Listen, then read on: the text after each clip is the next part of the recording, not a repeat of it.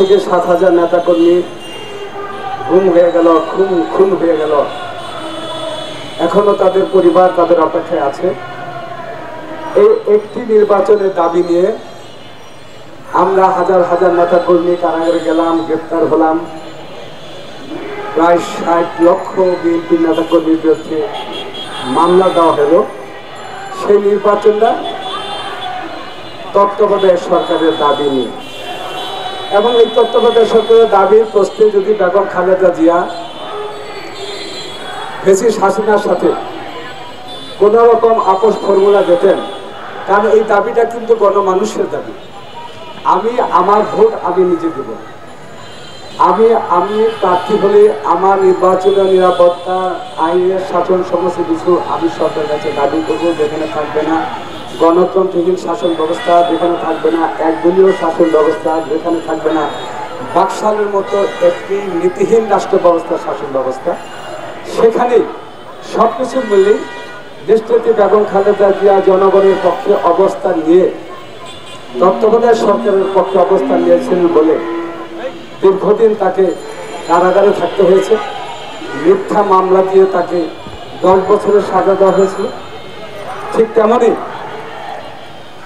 আমাদের নেত্রীর অনুপস্থিত দলের দায়িত্বভার গ্রহণ করেছিলেন স্বাধীনতা যুদ্ধের ঘোষক শহীদ রাষ্ট্রপতি জিয়াউর রহমানের সন্তান জননেতা তারেক রহমান। মায়ের অবর্তমানে দলের দায়িত্বভার গ্রহণ করে তিনিও মায়ের পথ অনুসরণ করেছিলেন। তিনিও গণতন্ত্রের জন্য জনগণের পক্ষে অবস্থান নিয়ে জাতিকে ঐক্যবদ্ধ করেছিলেন বলে তার বিরুদ্ধে, তার স্ত্রীর বিরুদ্ধে অনেক মামলা দেওয়া হয়েছে। এবং তিনি যদি স্বৈরাচারী শেখ হাসিনার সাথে আপোষ ফর্মুলা দিতেন, তাহলে তার 17 বছর নির্বাসনে থাকতে হতো না। সে আলোকে বলতে চাই, জাতি ফ্যাসিস্টকে একটি স্বৈরাচারী সরকারের পতন ঘটিয়েছেন।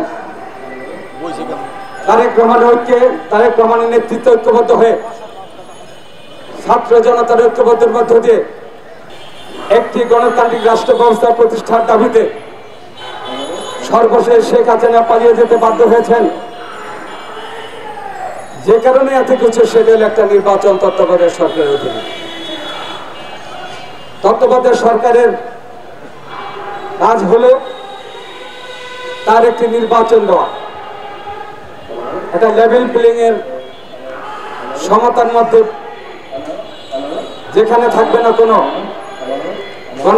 গণতন্ত্রহীন ব্যবস্থা, যেখানে থাকবে না কোনো ভোটের বাক্স ছিনতাই অথবা নির্বাচনে কোনো দলের অথবা পক্ষের কোনো জুলুমকার, কোনো অত্যাচারী, কোনো ষড়যন্ত্রকারী নির্বাচনে কোনো কর্মকাণ্ডে অংশগ্রহণ করবে না।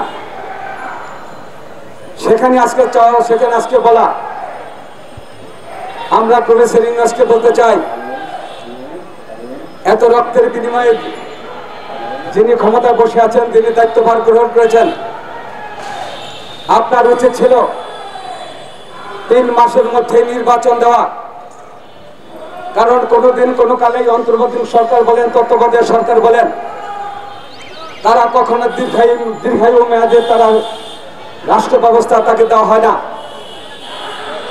যদি তিনি 3 মাসের মধ্যে নির্বাচন দিতেন, তাহলে আমাদের জুলুমবাজ অত্যাচারীরা, নির্যাতনকারীরা, গণতন্ত্র যারা হত্যা করেছিলেন, তারা আজকে মাথা দাঁড়িয়ে উঁচিয়ে কথা বলতে পারতেন না। আজকে অনেক ষড়যন্ত্র করা হচ্ছে। আমরা নির্বাচনের কথা ভাবছি, আবার অন্য দিকে ষড়যন্ত্রকারীরা বাংলাদেশে যেন তত্ত্বাবধায়ক অথবা অন্তর্বর্তীকালীন সরকারের অধীনে কোনো নির্বাচন হতে না পারে, এই ষড়যন্ত্র দেশের মধ্যে চলছে। তাই দ্রুত নির্বাচনের মাস ঘোষণা করেছেন। এই মাসকে সামনে রেখে আমাদের নির্বাচন কাজটা সম্পন্ন করতে হবে, এবং এই নির্বাচন করার জন্য আমাদের একটি সমতল ভূমিতে পরিণত করার জন্য রাজনৈতিক অঙ্গনে এবং সমাজ ব্যবস্থার মধ্যে যারা দুর্নীতিবাজ ক্ষমতা বসে আছেন, যারা আইনের শাসন ধ্বংস করেছেন, ওই ক্ষমতা বসে যারা 16টি বছর জনগণের পক্ষে না থেকে ফ্যাসিস্ট হাসিনার পক্ষ থেকে দেশে এত হত্যাকাণ্ড ঘটিয়েছেন, একদলীয় শাসন ব্যবস্থার পক্ষে যে সমস্ত কর্মকর্তা কর্মচারীরা ছিলেন, তারা এখনো চেয়ারে বসে আছেন। আপনাদের দ্রুত তাদেরকে চেয়ারের থেকে সরিয়ে দিয়ে নিরপেক্ষ লোককে ক্ষমতা নেওয়ার আগে নির্বাচনের ব্যবস্থা কায়েম করেন, ব্যবস্থা করেন। আমরা শুরু থেকে কথা বলেছি, আজকের যে সরকার, অন্তর্বর্তী সরকারের মধ্যে তাদের ব্যক্তিগত দলীয় চরিতার্থের মধ্যে দিয়ে সেখানে দুই ভাগে বিভক্ত হয়েছেন। আমরা সেখানে বলতে চাই, সেখানে যারা বিতর্কিত আমাদের উপদেষ্টা আছে, নির্বাচন আগে তাদেরকেও প্রত্যাহার করতে হবে, না হলে নির্বাচন প্রশ্নবিদ্ধ হবে। সেখান থেকে নির্বাচন নিয়ে অনেক ষড়যন্ত্র করা হচ্ছে।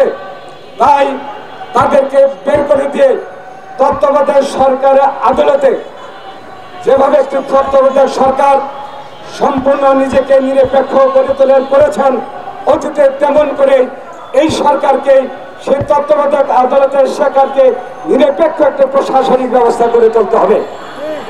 আমরা বলতে চাই, এখনো কিন্তু আমরা কোনো আন্দোলনকে স্থগিত করি নাই। আমরা নির্বাচনের পথে হাঁটছি। এই নির্বাচনের পথে যদি কোন রকম ব্যত্যয় ঘটে কারে তারা, তাহলে যেমন করে আমরা সরাসরি হাসিনাকে পালিয়ে যেতে বাধ্য করেছি, তেমন করে তত্ত্বাবধায়ক সরকারের মধ্যে যদি কোনো ভোট থাকে, সরকারের মধ্যে যদি কোনো ভোট থাকে, আমরা দুর্বার আন্দোলন করে ওই তাদেরকে প্রতিহত করবো, ষড়যন্ত্রকারীকে উচিত শিক্ষা দিয়ে দেশ থেকে বিতাড়িত করবো। আমি আর বক্তব্য দীর্ঘায়িত করতে চাই না।